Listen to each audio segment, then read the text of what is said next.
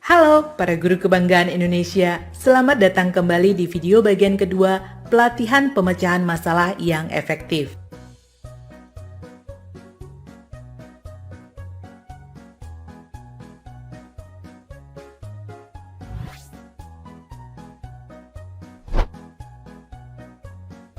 Seperti telah dijelaskan di video sebelumnya, sekarang kita akan membahas dua tahap berikutnya dari proses pemecahan masalah, yaitu tahap hasilkan solusi-solusi alternatif dan tahap evaluasi dan pilih alternatif solusi.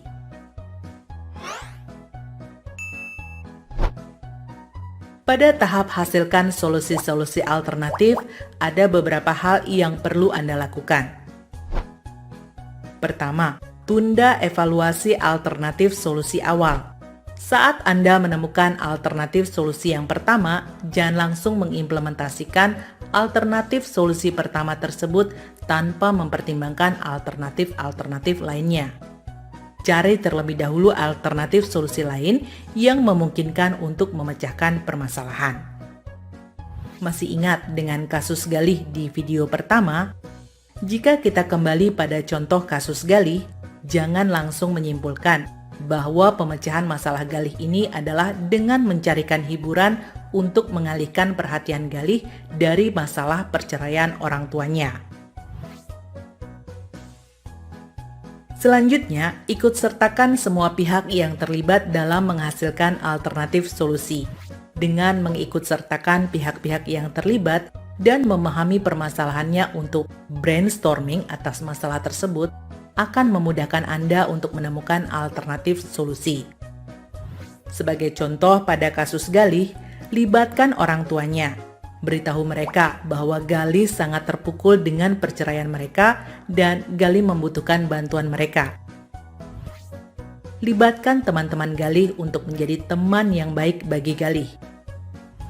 Libatkan konselor sekolah yang bisa memberikan konseling rutin kepada Galih.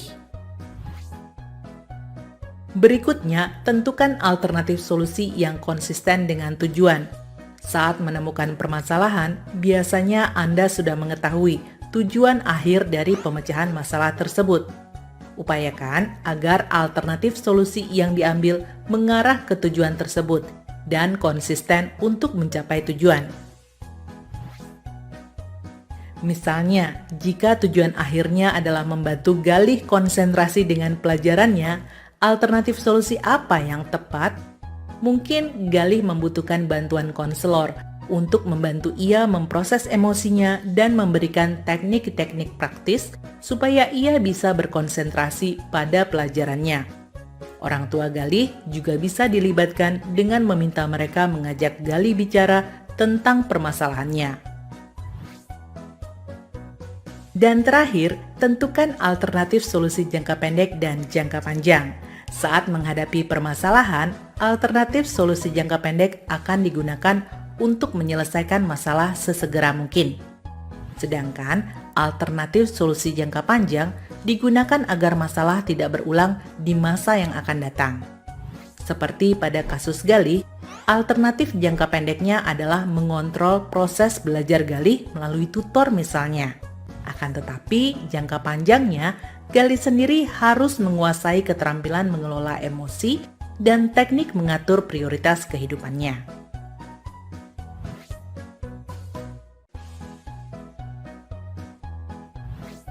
Di tahap ketiga merupakan tahap evaluasi dan pilih alternatif solusi. Di tahap ini, Anda perlu melakukan hal-hal berikut. Pertama, mengevaluasi alternatif solusi terhadap tujuan yang ingin dicapai. Lakukan evaluasi terhadap setiap alternatif solusi. Catat kelebihan dan kekurangan setiap alternatif solusi dan buat skema penilaian terhadap setiap solusi. Kedua, pilih solusi yang sudah dievaluasi. Pilih solusi yang paling memungkinkan menjadi solusi terbaik berdasarkan hasil evaluasi dan penilaian yang Anda lakukan sebelumnya. Dan ketiga, nyatakan alternatif solusi yang dipilih secara eksplisit. Mari kita terapkan pada kasus Galih. Untuk tahap evaluasi, lakukan evaluasi setiap alternatif solusi yang bisa dilakukan terhadap masalah Galih ini.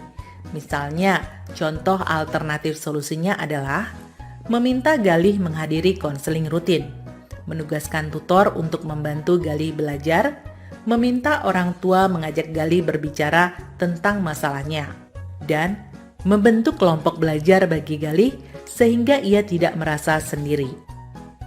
Pilih solusi terbaik yang sudah dievaluasi. Manakah dari setiap alternatif solusi tersebut yang dinilai paling memungkinkan bagi kasus Galih ini? Misalnya, kita putuskan bahwa yang terbaik adalah konseling rutin bagi Galih, dan orang tuanya perlu dilibatkan mengajak Galih berbicara. Nah, rekan guru, demikianlah penjelasan mengenai tahap kedua dan ketiga pada proses pemecahan masalah. Di video bagian ketiga nanti, kita akan mempelajari tahap keempat dari proses pemecahan masalah dan apa saja elemen kunci dalam proses pemecahan masalah. Salam luar biasa, terima kasih.